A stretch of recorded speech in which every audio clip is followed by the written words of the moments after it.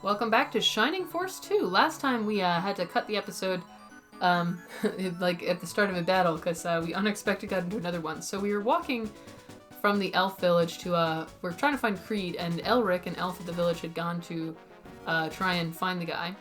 And this is him here. He's stuck in this pool, Harpy's pool. This Harpy set it up as a trap and wants to eat him because he got stuck in it. Naturally, we have to rescue him. Harpy has Dispel. That's the silence spell in this game, basically. It stops you from using magic, so that'll be annoying if she gets near our magic users. High movement, too. Oh, there's a couple Harpies, actually. Other than that, gotta watch out for this Freeze 2 over here. Pretty much the same enemies we saw last time. Harpies everywhere.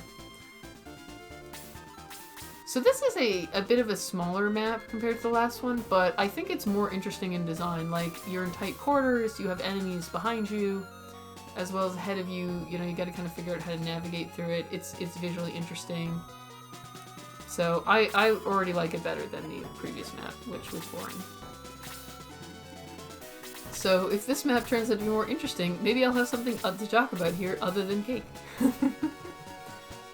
Legit though, baking is, in addition to gaming, I also really like baking.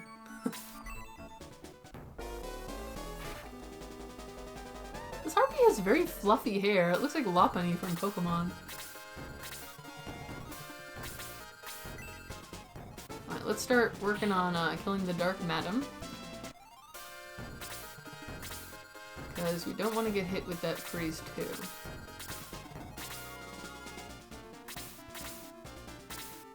Fortunately, Elric is, even though he's on the map visually, he's not like an NPC we have to protect or anything. This is not an escort mission, so we don't have to worry about that. I don't think this game has that mechanic at all. If this was Fire Emblem, it would definitely be our job to keep him alive for this duration of this mission while Harpies tried to kill him. Which would be frustrating because he's out in the water, so we can't even get to him. I guess our flyer is good. Freaking healers. Enemy healers are so annoying because you work so hard getting an enemy down to like minimal HP, and then bam, nothing. But sometimes they're not close enough by that you can easily get to them first, so it's just like, argh. And in this game, it can take quite a while to whittle down an enemy, you know? Like, it's not a speedy process. They have a lot of HP.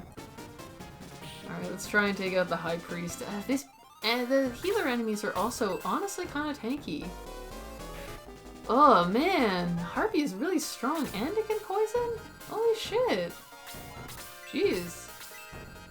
This is gonna be a tough map. We may end up having to fight this twice if we die. These Harpy enemies are no joke. Either that or Rick just sucks. I should keep in mind that that's a possibility. Okay, Rick, you got a whole level. Show it off. You did 2 damage. Good job, buddy. I'm thinking Rick is not gonna be a permanent party member. I could be wrong, but he hasn't impressed me so far. I think Heal 3 does more, or is it that it's just higher range? I think Heal 4 is the one that actually does a larger heal, I think. I'll have to check. I can't remember whether they go up in terms of how much it heals and range, or if it's like, those are separate improvements.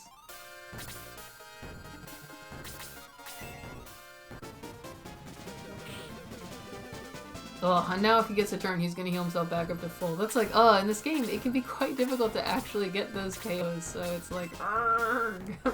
And, you know, you don't know when you're gonna get your next turn. However, for some reason, the Dark Madam is not actually casting any spells. Man, Kiwi, you're not very useful. That's, to put it bluntly, your only important attribute is defense, and you're not even doing that well. Let's at least try to take out this Harpy that's behind us. Oh man! These Harpies have such high defense! But I will say, even though this map it seems quite tough, of course he got his turn. This is the one thing that annoys me, because of RNG in terms of the turn order. it can be very difficult to kill the healer enemies because, as you saw, they're pretty tanky and they have a lot of HP. So you have to whittle them down with multiple attackers. And if they get their turn before you are able to attack them enough times, it just wastes all of your work. And there's not a lot you can do about it. So I do find that annoying. But other than that, this map is just hard because these enemies are really hard. And the map design means we have to fight a lot of them at once. 38 defense, that's quite a lot. I think flying enemies take increased damage from bows, so hopefully this will kill it. Oh, well at least we managed to kill something. But I do already like this design better than the previous one because it's more interesting. Like, it's difficult, but it's difficult in a way that to me feels strategic. It's like there's a lot of enemies, they're attacking from multiple directions. We have the challenge of trying to, like, balance resources and keep everyone alive here.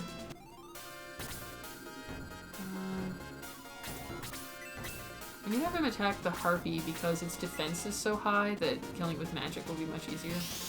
Whereas the wizard, you know, I think has a little magic resistance, so good job, cousin. That thing gave a— oh, Blaze level 3, very nice. That thing gave a lot of X. we may have reached another difficulty jump in the game where, like, 3 battles ago we were a little over leveled, but now we're not anymore. Because we sort of got to the next rank of enemy. Because, wow, this is tough. And yet, we're all clustered up, but it's still no freeze too. I don't understand the AI.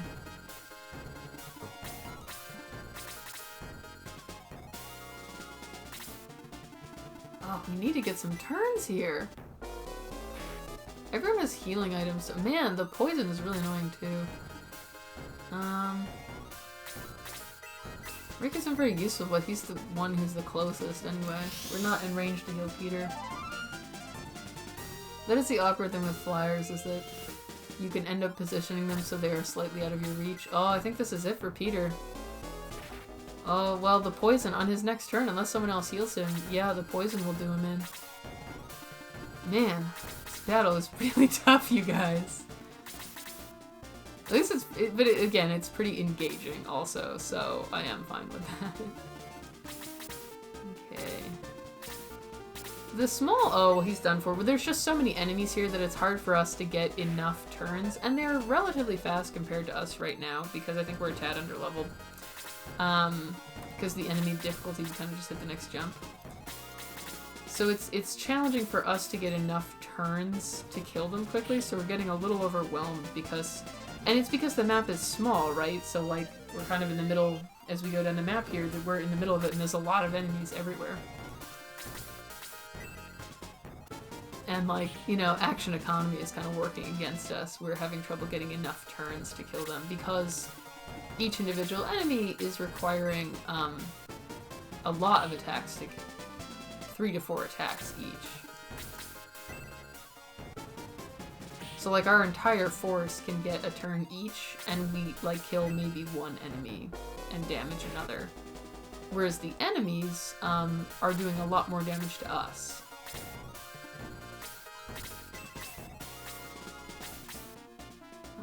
I think I'm gonna attack the 2 of them first.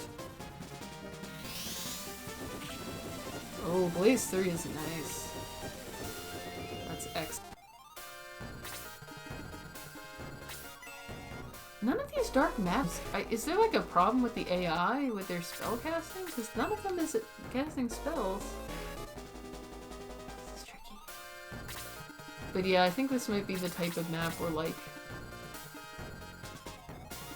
I think maybe I'll have her attack too. Let me just try and, like— maybe she can do enough to finish off the launcher. Blast doesn't do a lot, but oh, just barely not. But at least this gets them in range for someone else to kill. Because I'm like, at this point, healing one character doesn't help as much because there's just so many enemies and we are not getting turns fast enough. So I'm like, we just gotta kill some of these guys. We gotta whittle them down as fast as we can. Even if that means we lose some characters.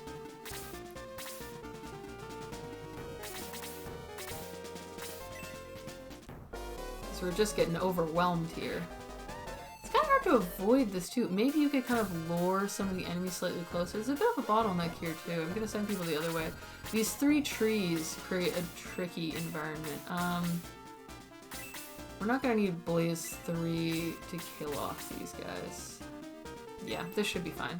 Because it usually does, like... thanks to the power of magic, we've managed to kill these 2 enemies. Okay, that helps a lot. We used one person's turn to kill 2 things. I was torn between that and using magic on the harpy because that's so much defense, but killing 2 things at once, just a lot. Gotta take out the High Priest because otherwise he's just gonna undo all of our work and heal things, which is gonna suck. Gerald does a good amount of damage. Yes, we got rid of the harpy, who was quite dangerous. That's good. Okay, we're clearing the rush a bit. We'll have to deal with that harpy eventually, but this isn't bad for now. Nice.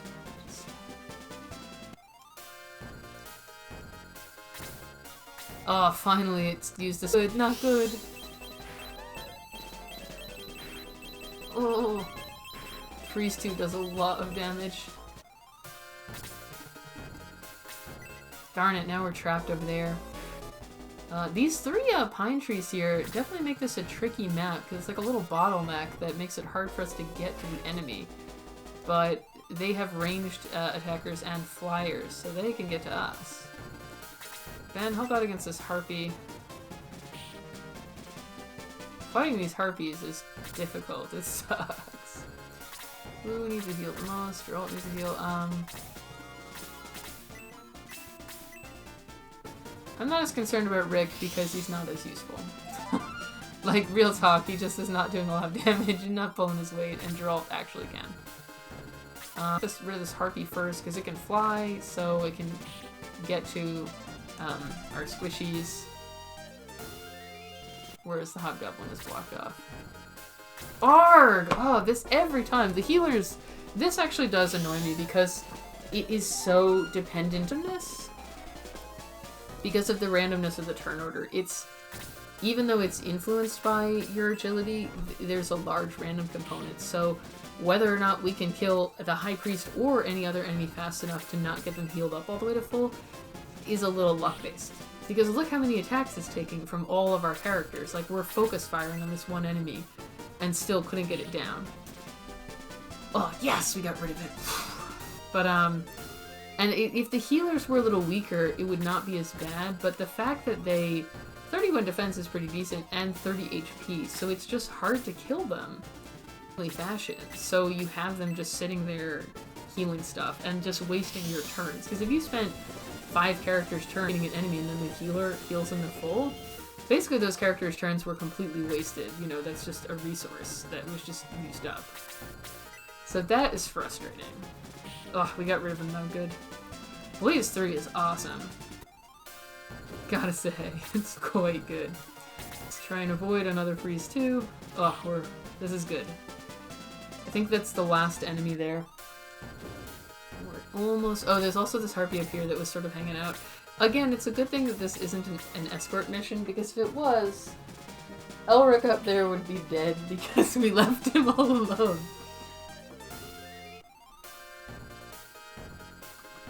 I mean, it's also baffling that he hasn't joined. It seems like he's like, trapped in this pond.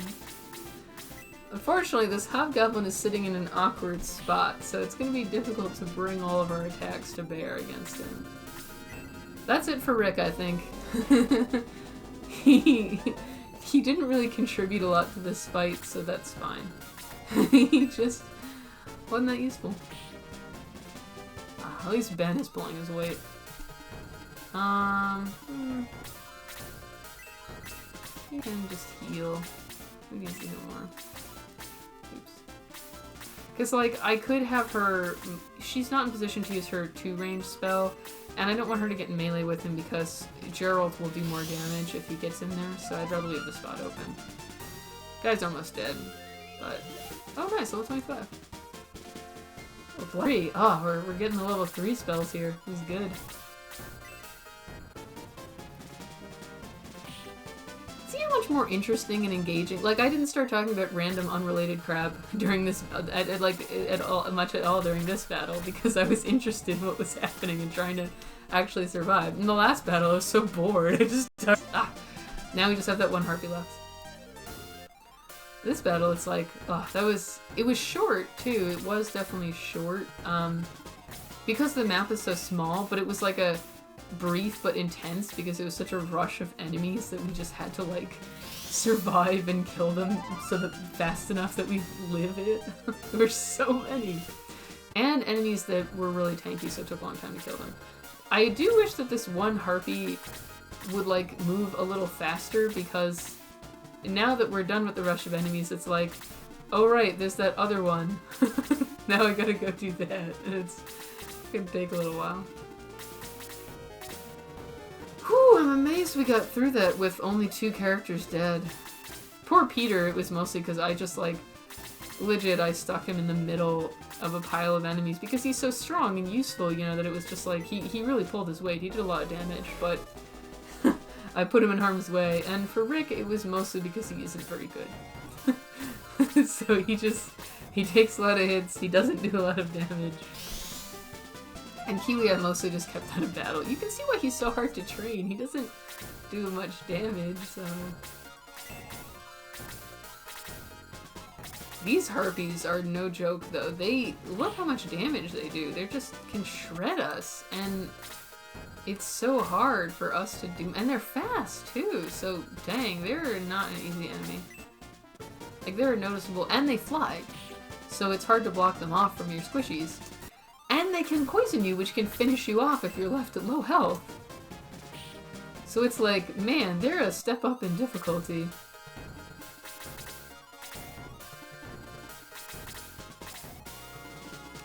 Okay, let's, will this finish it? Yes, good job. Oh, we did it. We actually survived that battle. I'm amazed. I'm Elric, an archer. I had no idea how dangerous this pond was. What I don't know, the thing I have no idea about is why Elric decided to jump into the middle of this random pond in all of his clothes. So I think that, yeah, the pool was evidently a trap by the harpy, but also, this is partly Elric's fault. You saved my life, thank you. You should thank Adler. He heard your cry for help and brought us here. To be fair, I was literally going to walk into this place anyway because it was obviously a location we could access. Oh well, it was nothing. Oh, they're so polite. An elf always returns a favor. Please, let me help you. Ben, looks like we found another friend. Oh, thank you. You know what's amazing about this game? Main character here, his official name is Bowie. He's like almost a silent protagonist, basically. He never talks. But in order to compensate for that, we have Peter following us around to basically do all of the talking. So it's like, at that rate, why not just have the protagonist saying these things? Like, if somebody is going to be saying them. This wasn't as noticeable in the first game because the cutscenes weren't as elaborate.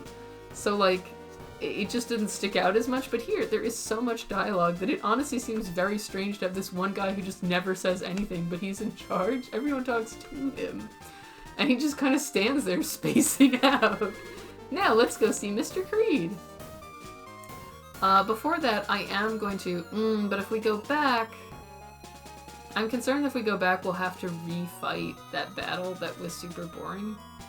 Because that happened before, we're going back to a map area, made us refight a battle. So we're gonna press on. Oh, unless we have to go back, maybe this is a dead end. So I guess this wasn't actually our destination, it just looked interesting, so I walked into it. Cool little map though, I did like this battle.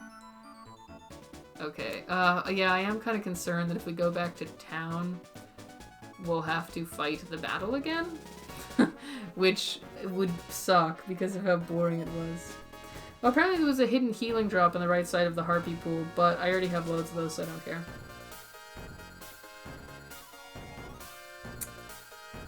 So the next thing in my guide just says Passage to Creed's and doesn't explain how you get there, so let's investigate, friends. Hopefully we'll figure it out. I wish there was a way to zoom out on the map. Like bring up the world map or something, because there just doesn't appear to be. And I don't know where I'm going. It seemed like we were supposed to go off to the west, but perhaps I was mistaken? Well, I guess we might as well go back and heal anyway. and just, like, cross your fingers and hope this does not force me to fight that battle again. Because it was so boring. I don't want to fight it again. But I do want to bring back Peter, who is quite useful. Rick can also come back.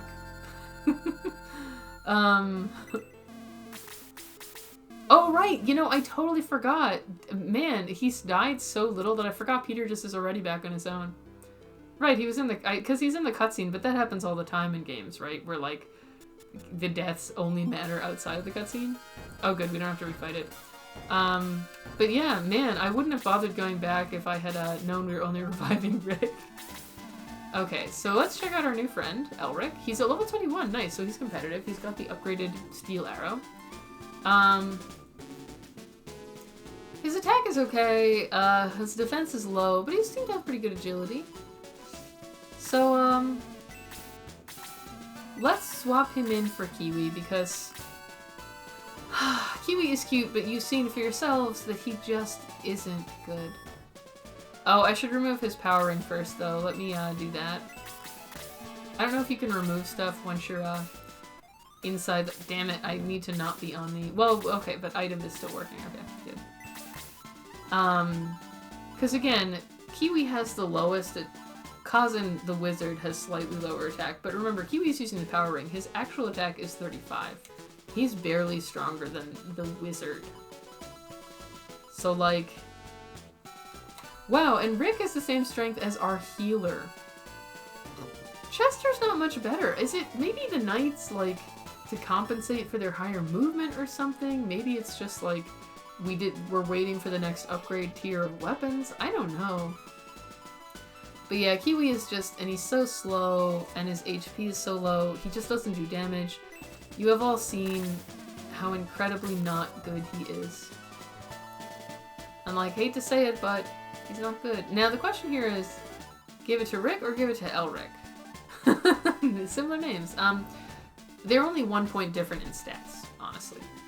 Now, Rick, however, has the disadvantage that when he's using the spear, his stats go down. He has the steel lance equipped now.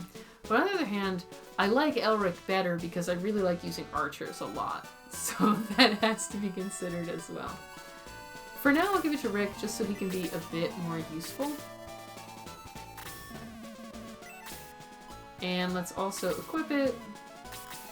Honestly, I think by the time I figure out where the hell I'm going, it's gonna be the episode done, because it's been like 20 minutes. But this, you know, this is an important part of RPGs, though, is the thing. Not a praise.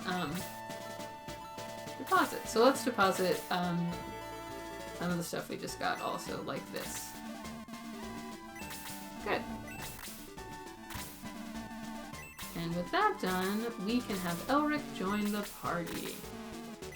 I'm sorry, Kiwi, you're quite cute, but you just suck at battles. And to be fair, remember way back when we were in the headquarters back in town? At the very beginning of our adventure in Parmesia, he was like, battling is tiring and so is talking, and you know, it's like, he's just a little infant dinosaur thing, so we should let him stay out of battle and live happily in the caravan. This is good for him. And hopefully we can figure out where the hell Crete is. We were told to go west, so that's what I was doing. But it didn't appear to do anything but take us to this spot. Oh, unless... maybe... no? I was thinking maybe we go over there. Maybe there was an exit from here that I did not see. Fairy said move this... oh. There's a cutscene. We had to walk into this one specific spot. How the hell are you supposed to know that? You had to leave the area and then walk back into the area even though there didn't seem to be anywhere to go. Like I said, this is a pretty linear game. Right now there's basically nowhere else we can go but here, right? Everything else is just, we can't go that way. So it's linear, but it made us wander around the map to figure out that we have to exit the fairy fountain, our harpy's pool rather, and then walk into this one spot on the map that was honestly nondescript in order to get to the next location. It was like, was there a hint that I just missed? Because I certainly did not notice one, I gotta say. I'm fine with games being linear if they give you some indication of where you're meant to be going and don't just make me wander around doing nothing. Okay, so, we're in a secret passage. Oh, there's a secret passage down there. You can kind of see it at the edge of the map. Here we are. This is another thing that's hidden from the player, but would be very obvious to the characters if it's just a doorway to them. Oh, some loot. An angel wing. That's fine, I guess. Brave apple. I think that boosts attack. Oops. And a medical herb. Well, I mean, it's free.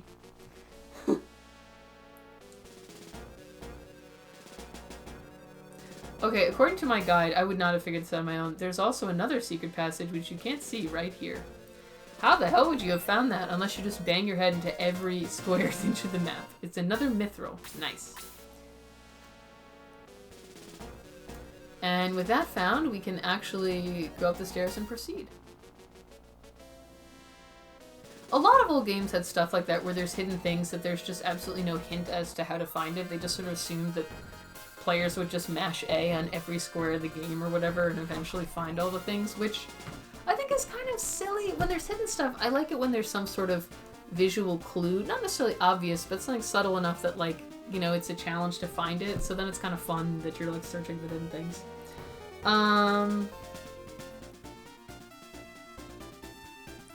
So it looks like next we have a battle. Ooh, and we can get a protect ring and a broadsword. So I guess let's just enter the battle and then we'll break there. Oh, there's a cutscene too. Sniff, sniff. I smell more invaders from the east. I guess that's us. This is the territory of Mr. Creed. Go away. But we have to see him. Please let us pass. Peter, do these really look like people you can reason with? These are monsters that have tried to murder us the whole game. No, leave now. Who is that person? That's a unique sprite. Never mind. Get him, boys! So this is a big old desert map, so that's not gonna be super great. Oh, it's just a big empty map with nothing in it. Why are they like this? Well, let's take a peek around it, and then we'll do the battle in the next episode. So, kind of got... Harpies are gonna be a regular enemy now, I guess. They're really tough. Got more of these high priests. We have this thing. Oh, it's a skeleton. I see. Oh, wow. Man, look at that. 40 defense, 30 agility, 54 attack, and 6 move. It's faster than some of our infantry. This thing is going to be very hard to kill. We're going to have to bust out our brand new level 3 spells for sure. And there's 2 of them. Man. So I think we can get one of those broadswords, and we should also be able to get that protect ring. According to my guide. I don't know if we can get both broadswords. It says there's a droppable broadsword. And then this thing over here is Creed's mansion. And it looks like in addition, there's another mithril hidden here. Although you can't find it yet. In the last 2 minutes, let me just mention, I mentioned this earlier and then forgot to carry on with it. There's a bunch of I mentioned that the that Vigor Ball we found in the Elf Village is only in the English version, not the Japanese. The Japanese version also has a variety of items that are not available in the English version, and in that case, some of the reason for that is that you may have noticed that in the English version, let me show this off, if I click the menu, the search option is not here. I can attack, I can use magic item, or I can just wait. There's no way to search in battle. In the Japanese version, apparently, you could search in battle, so some maps have hidden items that you have to use search to find, but in the English version, you can't do that, so you can never find those items. And that includes, there's some special battle where, it's that, like, timed battle that we saw before, where there's, maybe it was a different, but there's a Japan-only battle, well, it's both versions, but in Japan, in one battle, there are 2 chests that are invisible, that you have to search in battle to get them, but obviously in the English version you can't do that, so there are certain items you never get. So that is why here, although there is a hidden mithril on this map, we'll have to wait until the battle is over to find it.